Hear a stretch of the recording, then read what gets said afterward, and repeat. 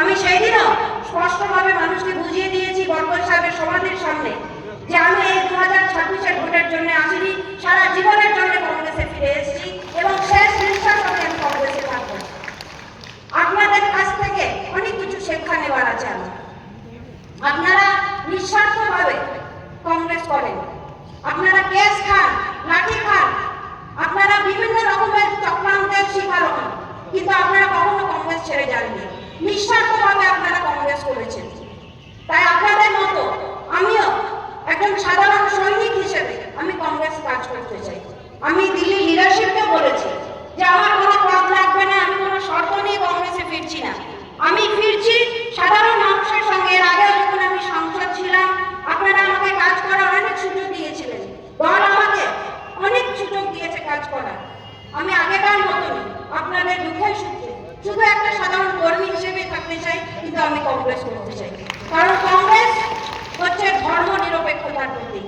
আজকে যখন বিজেপি তৃণমূল ধর্মের নামে রাজনীতি করছে, কংগ্রেস কিন্তু দীর্ঘদিন ধরে ধর্ম নিরপেক্ষতার প্রতীক হয়ে কাজ করছে, সাধারণ মানুষের সমস্যার কথা তুলে ধরেছে।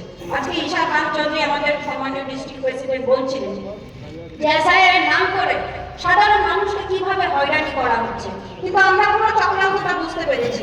2021 সালেও এই চক্রান্ত হয়েছিল, এনআরসির নাম করে এই চক্রান্ত হয়েছিল, যে সাধারণ মানুষ ভয় পেয়ে এই চক্রান্তের শিকার হয়ে তারা যাতে টিএমসি কে ভোট দেয়। কিন্তু এবার মানুষ বুঝে গেছে, কারণ এই ইলেকশন কমিশন সেন্ট্রাল গভর্নমেন্টের বিজেপি সরকার এবং স্টেট গভর্নমেন্টের তৃণমূলের সরকার, তারা এই যোগ্য চক্রান্ত করেছে। কেন?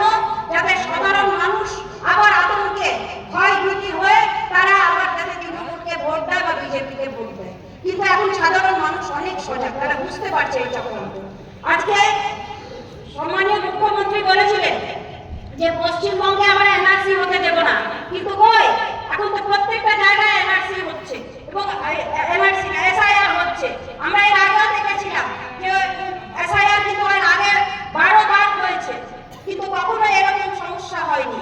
কিন্তু এই প্রথমবার আমরা দেখছি এসআইআর এর নাম করে যেভাবে সাধারণ মানুষকে বিপদে ফেলার চেষ্টা করছে, চক্রান্ত করছে।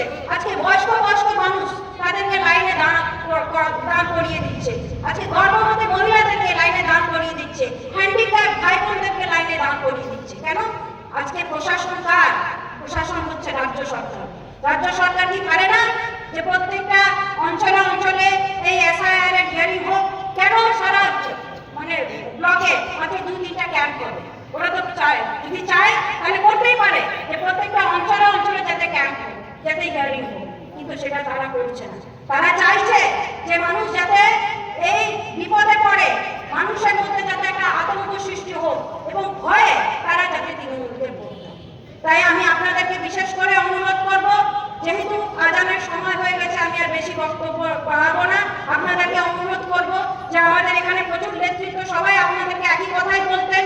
আমাদের ডিস্ট্রিক্ট প্রেসিডেন্ট অলরেডি বলেছেন 29 তারিখে আমরা বড় আকারের একটা ডেপুটেশন, এর আগে আমরা অনেক ব্লক ভিডিওদের কাছে গেছি, ওনাদের কাছে জিজ্ঞেস করেছি যে এই সমস্যা কেন হচ্ছে। ওনারা কোনো দায়িত্ব নিতে চাইছে না, ওনারা বলছেন যে আমাদের উপর মহলের সঙ্গে কথা বলেন। ওই জন্য আমরা সিদ্ধান্ত নিয়েছি যে আমরা ডাইরেক্ট ডিএমের কাছে প্রশ্ন করব যে কেন সাধারণ মানুষকে আপনারা এইভাবে হয়রানি করছেন। আমি আপনাদের করে বিশেষ করে অনুরোধ করব যে সেই প্রোগ্রামে 29 তারিখে আপনারা সবাই আসবেন তো?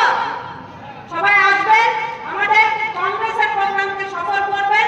কারণ কংগ্রেস মানে হচ্ছে ত্যাগ, কংগ্রেস মানে হচ্ছে উন্নয়ন, কংগ্রেস মানে হচ্ছে শান্তি এবং কংগ্রেস মানে হচ্ছে আন্দোলন, সাধারণ মানুষের আন্দোলন, সাধারণ মানুষকে নিয়ে আন্দোলন।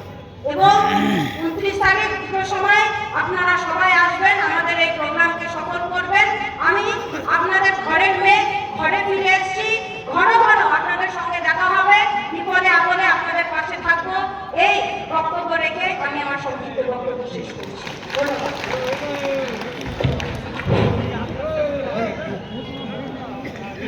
আজকে